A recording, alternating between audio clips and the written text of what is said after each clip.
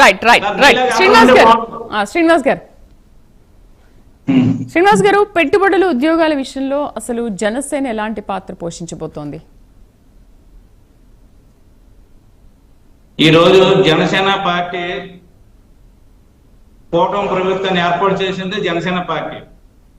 ప్రజల కోసం, ప్రజాక్షేమం కోసం, అభివృద్ధి కోసం మోడీ గారిని, చంద్రబాబు నాయుడు కలిసి, పవన్ కళ్యాణ్ ముగ్గురు కలిపి ఉంటే ముగ్గురిని కలిసి మంచిగా ప్రభుత్వాన్ని, రాష్ట్రాన్ని బాగు చేద్దామనే ఆలోచనతో కూటమి అవడం జరిగింది. పవన్ కళ్యాణ్ 21 సీట్లు ఇచ్చినప్పుడు కూడా వైసీపీ నాయకులు ఎగతాళి చేశారు. 70-80 సీట్లు ఇస్తామన్నారు, 21కి వచ్చారని. పవన్ కళ్యాణ్ గారు తగ్గారు. రాష్ట్రం కోసం, అతని సొంత ప్రయోజనం కోసం కాదు, రాష్ట్ర ప్రజల కోసం, రాష్ట్ర అభివృద్ధి కోసం, రౌడీల్ని, గోండాల్ని ఉండకూడదని మొన్న జనాల శ్యామల్ కుమార్ మాట అడిగారు. గంజాయి 5,000 కేసులు ఎందుకు వచ్చాయి, గతంలో లేవని.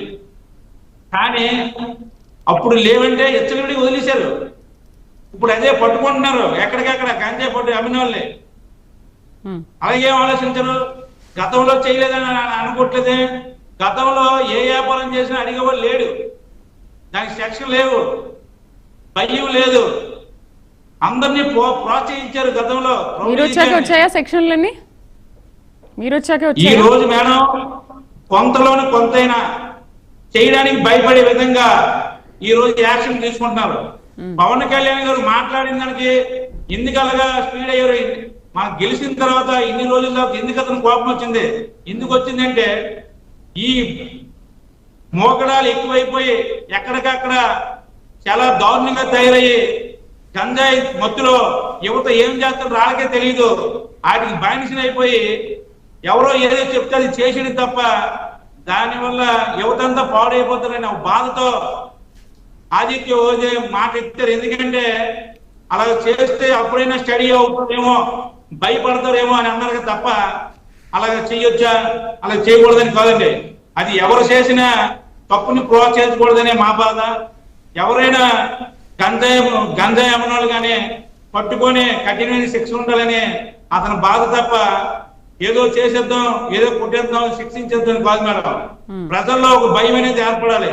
ఆ భయాన్ని ఎక్కడ కూడా లేదు మేడం. ఎందుకంటే రాష్ట్రంలో గతంలో అది లేకపోవడం వల్ల ఈ రోజు ప్రతి ఒక్క యువత కూడా పాడైపోయి దాన్ని వీళ్ళు రఫ్ అని రకరకాలుగా మాట్లాడుతుంటే కాదు. ఏది కూడా గతంలో సీఎంగా ఉండి వైఎస్ జగన్మోహన్ రెడ్డి గారు ఒకరోజు కూడా ఒకరికి కూడా పద్ధతిగా మీరు మాట్లాడండి ఒకరోజు చెప్పలేదు. ఈ బూతులు మాట్లాడిన మినిస్టర్లకు కానీ ప్రతినిధులకు కానీ ఎవరు కూడా చెప్పలేదు. అదే పవన్ కళ్యాణ్ గారు ఎక్కడ కూడా మాకు క్రమశిక్షణగా ఉండమని మాకు చెప్పారు.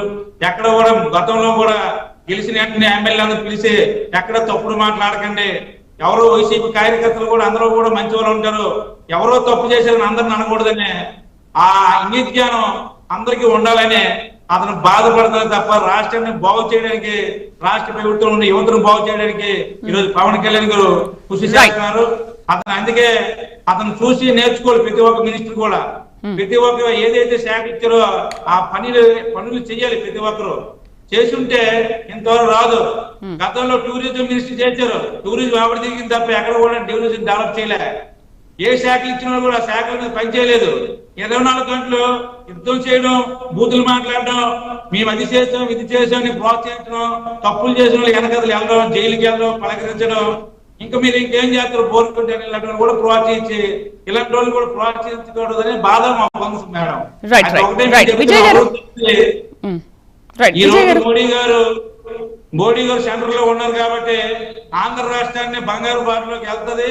ఇంకా సార్ అడిగారు తక్కువేమని, తక్కువ అతను అడిగింది కరెక్ట్. ఎందుకంటే ఎంత చేసినా తక్కువే అభివృద్ధి, ఎంత చేసినా ఉన్నది. ఎందుకంటే అలా తీసుకుంటే ఒక విధంగా మనం ఆంధ్ర రాష్ట్రం భారతదేశమే వెనకబడి ఉన్నట్టే. ఎందుకంటే జపాన్ లో ఎప్పుడో బుల్లెట్ ట్రైన్ వచ్చింది, మనకి ఇంకా రాలేదు. అలా చూసుకుంది టెక్నాలజీకి మనం ఎడబడి ఉన్నాం. కానీ ఇప్పుడైనా అవకాశం వచ్చింది కాబట్టి ప్రధానమంత్రి దృష్టిలో పెట్టుకుని యాగవంతం చేయాలి. మెట్రో ట్రైన్ కానీ బుల్లెట్ ట్రైన్ కానీ ఇంకా స్పీడప్ చేయాలని కూడా మేము కోరుకుంటున్నాం మేడం. రైట్ విజయ్ గారు, ఇప్పుడు ఈ పెట్టుబడుల విషయంలో ఏపీ వాళ్ళ టాప్ ప్లేస్లో స్థానం సంపాదించింది అని ఇదొక శుభ పరిణామని కూటమి ప్రభుత్వం అంటుంటే ఇది కేవలం మాటలు మాత్రమే అని విపక్షం వాదన. అయితే ఇప్పుడు ఈ లెక్కల కూటమి మాట నిలబెట్టుకుంటుందా అంటారా? అయితే ఇంకొక విషయం ఏంటంటే ఒక రాష్ట్రానికి సీఎంగా చేసినటువంటి వ్యక్తి రాష్ట్రాభివృద్ధి జరగాలనే చూస్తారు, కానీ రాష్ట్రానికి వచ్చే పెట్టుబడులను కానీ రాష్ట్రాభివృద్ధి కానీ ఎవరైనా అడ్డుకుంటారంటారా? ఎవరైనా ఆపుకుంటారంటారా? ఎవరైనా మన రాష్ట్రానికి పెట్టుబడులు వస్తే మన రాష్ట్రం బాగుంటుందని అనుకుంటారు కదా, ఏ సీఎం అయినా కూడా. మరి ఏంటి వీళ్ళ మాటలను ఎలా అర్థం చేసుకోవాలి? నిజంగా పెట్టుబడులు వస్తే జైల్లోకి వెళ్తారు, ఇలాంటి మాటలు ఎలా రిసీవ్ చేసుకోవాలంటారు? మీకు చిన్న కరెక్ట్, మీరు వక్రీకరించి మాట్లాడుతున్నారు. పీపీపీ విధానంలో విద్యా వైద్యాన్ని అమ్మడానికి ఎవరన్నా టెండర్లకు వస్తే ఆ ప్రాసెస్ తప్పు, మేము వచ్చిన తర్వాత కాల్ బ్యాక్ చేస్తామని చెప్పారు. అది దాన్ని మీరు వక్రీకరించి మీరు ఏదో అభాండాలు ఎత్తిన వేయడానికి అబద్ధాలు తప్పుడు మాట్లాడుతున్నారు. దయచేసి దానికి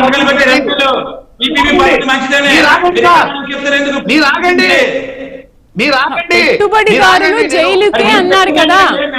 మీరు చెప్పింది ఏంటి? పీపీపీ పద్ధతి మంచిదని ఎంపీలు అక్కడ సంతకం పెట్టి ఇక్కడ దొంగ నాటకాలు కోడి సంతకాలు ఎలా చెప్తారు సార్? ఒక లెటర్ చూపించండి సార్, ఆ సంతకం ఉన్న లెటర్ చూపించండి. మన నెల్లూరు జిల్లా సెంట్రల్కి వెళ్తే ఏం చెప్పారు మీకు? డిబేట్ కి వచ్చేటప్పుడు దయచేసి ఆధారాలతో రండి. ఏదైనా ఆరోపణ ఆధారాలతో. అధికార పార్టీలో ఉన్నారు, ఇట్లా కొడితే ఇట్లా కొడితే ఇస్తారు. నేను లైవ్ లోనే ఉంటాను, ఒక లెటర్ డౌన్లోడ్ చేసి పెట్టండి. అబద్ధాలు ఎందుకు సార్ మాట్లాడతారు? అధికారంలో ఉండి వెంకటేష్ రెడ్డి గారు, వెంకటేష్ రెడ్డి గారు, శ్రీనివాస్ గారు, వెంకటేష్ రెడ్డి గారు, శ్రీనివాస్ గారు, శ్రీనివాస్ గారు, శ్రీనివాస్ గారు, శ్రీనివాస్ గారు, నేను క్వశ్చన్ ఎవరిని అడిగాను, మీరు ఎవరు ఆన్సర్ చేస్తున్నారు? ఓకే, ఇప్పుడు ఆయన ఏదో వక్రీకరించారని చెప్పేసి మాట్లాడుతున్నారు. మరి క్వశ్చన్కి ఆయన ఆన్సర్ చేయాలి కదా. విజయ్ గారు ఏమంటారు?